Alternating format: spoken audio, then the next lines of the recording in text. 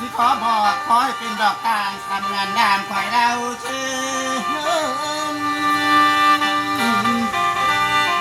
ฉันเดือปวดดอกไม้เบากองเสียงหวานอัศจรรย์เดนอบาโมเกลมาถึงบ้านยามได้ว่าจะตานเสียงแคนคำผู้รำคาขอจะโยนลงมายามสิจากปากโอ้โนเจ้าให้คอยดีคนมาสู่กันบ้านเบาก็ไทยมอรำอัศจรรย์เดนอคุณว่าแจ้งแล้วทำงานดามคอยเล่าฉันรักดอกไม้เบากันดอกน้ำหาอัศจรรย์เดนออยู่กระเซ็มตั้งตาเอาทั้งเงินมาตายจากใส่บ่ได้ลาเจ้าได้มาคาโดนปันใดก็ได้โยนคอยตาบอกแห้งกันจึงเป็นว่าขอก่อนนั่งคล้องที่ขอว่าขอมาราดอกตาลูกสาวคอยดูเจ้ามวนละเด้เสียงทานกูบ่าใหญ่ไทยบันบัวอัศจรรย์เดโนเสียงเจ้ามาคุยแค่โลนตำนานลาเจ้าสร้างบ้านกินน้ำตาลเป็นน้ำส้มกินผักขมบ่มีว่าสิขมคือถูกเต่าคำว่าลือคือค่อยตั้งแต่มือนี้เต็มที่แล้วจังแม่งานยากเป็นเด็กกสิโยนแสนลำบากเต็มทนหมอแค้นอายอย่าแนงนายโอ้ยได้น้อเสียงจะลอยมาใบพาพวกข้ามวนในก่อนกูบาเขาเบาหมอแค้นจึงได้ว่าสายแน่นโอระนอสิขอเอ้ยเป็นพวกดอกไม้มาไร่กวางจะมืนเซนคนว่าใส่แน่นกวางน้ำคลองแหลสีแวคือจังงามมาคาคือจังดีเขาทาผ้าคอยโยนเด้อพี่น้องกูบาเอ้ยคอยอยากเห็น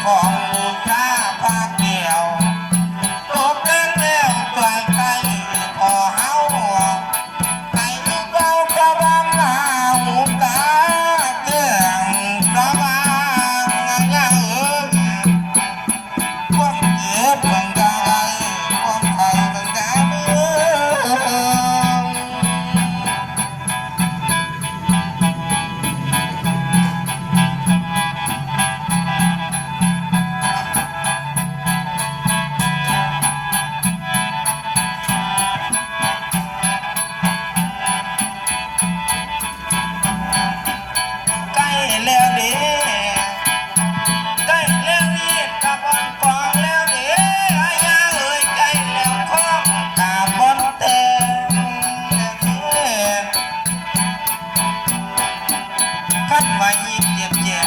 ไอ้ผู้สูญแล้ว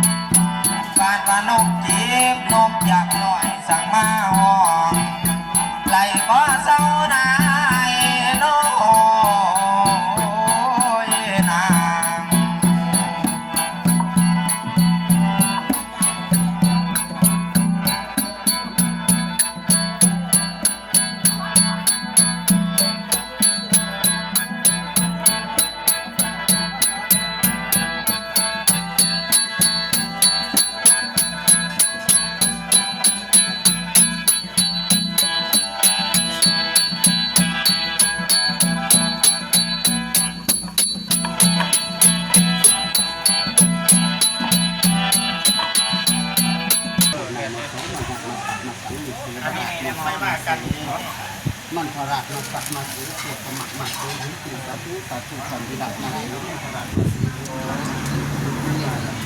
กำเนิดเกิดก่อนอับอันมาที่เจ้าพญามูสเองมุขตาหน้าที่เจ้าพญาในฝ่ามุขดาอินแต่แต่สายอินสายเนี่ยขาดแต่แต่ฝ่าสายอยู่เต็มมากมุขเทียนมันพามันพระมัสยิดมาที่สีข้าพเจ้าเพราะคนตลาดมาเสียในกับประเดิมมาที่สีแต่เวลาสมควรพูดจะมีทุกอย่างกลายเป็นสุขทุกอย่างกลายเป็นมงคลทุกอย่างตั้งแต่บัดนี้ขอให้เจ้าทรงซื้อทรงชื่อบ่พ่อมีทรงเกิดสร้างบ่พ่อใดไหลมาปานหน้าแกงเป็นบ่พ่อใดสมบูรณ์พูนทวีกลายเป็นเศรษฐีให้คุณครูบาอาจารย์ได้พึ่งพาอาศัยให้คุณพ่อคุณแม่ได้พึ่งพาอาศัยอีกป่าจะรู้ได้พึ่งพาอาศัยที่ตะนังทุกสีมรักมาสีนังพระมันทาวาสมมุระมาสาคนต่างดาวข่าวต่างเมืองคนต่างแดนเจ้าต่างบ้านคนพยานาทีคนต่างมีสัญญานาทีวานน้ำเมตตาโมกรุณาพุทธปราณีทายินดียะเอ็นดูสัพพสุวินาสติติพุทธวาสนาวาจาเอ็นดูด้วยยะโมกุตายะสิกุขราชวันท่าจงบังเกิดกับที่ของข้าพเจ้าได้ไปหลอกทางคนพ่อบ้านพกเสือไปหลอกทางคนนั่นยกย่อมุมาสาสยะนาทีขอเกี่ยวเพื่อนนมัสยะนาทีจำได้ลูกลาซื้อจริงบ่หมดโคตรจริงบ่ดนตั้งคนดินนะลูกนะอยากเป็นเศรษฐีตั้งปฏิบัติขอรัตนาจงเป็นมหามงคลในข้อของข้าพเจ้าขอสิคนข้าพเจ้าทางบ้านกระแซงจงสมบูรณ์ทุกประการที่ทุนละนาทีบามาเยอะควรเหตุมั่งคันติยะนาทีมั่งสิระนาทีวงกุรัตนาคาว่างใส่ข่าวส้มซื้อสมสื่นว่างใส่นางกลายเป็นมหาเศรษฐีว่างใส่คนหูผู้ดีเป็นมงคลทั้งปวงตราว่างใส่เจ้าทั้งผู้ถือเป็นข่าวหยอดทองถือกระบองหยอดท่านว่างใส่แม่เป็นผู้หมั่นผู้ยืนว่างใส่ลูกใส่เต่าเกิดสติปัญญาว่างใส่ราชากลายเป็นผู้ครองว่างวัดกระเร่งพดาว่างใส่ยีราเป็นผู้ครองหูครองสมบัติมากมายมหาศาลสัพพทุกเดือนสัพพทุกบ่อยมากขันพ่ายของหล่นนั่นให้สัพพตาคุณยะนักที่สัพพโสโลกลายกำจัดไรออกพุทธรัตนั่งกำจัดธรรมรัตนั่งกำจัดสัพพรัตนั่งกำจัดคือใส่ข้อของข้าพเจ้าว่ามั่งเชี่ยชั่วระงับสังหารนาทีว่ามาเยอะมาดื้อก่อนเลยขอเจ้าคำเจ้าพูดขอเจ้าสมบูรณ์พูนทวีนักระดับนี้ด้วยทอดประเสริฐของข้าพเจ้า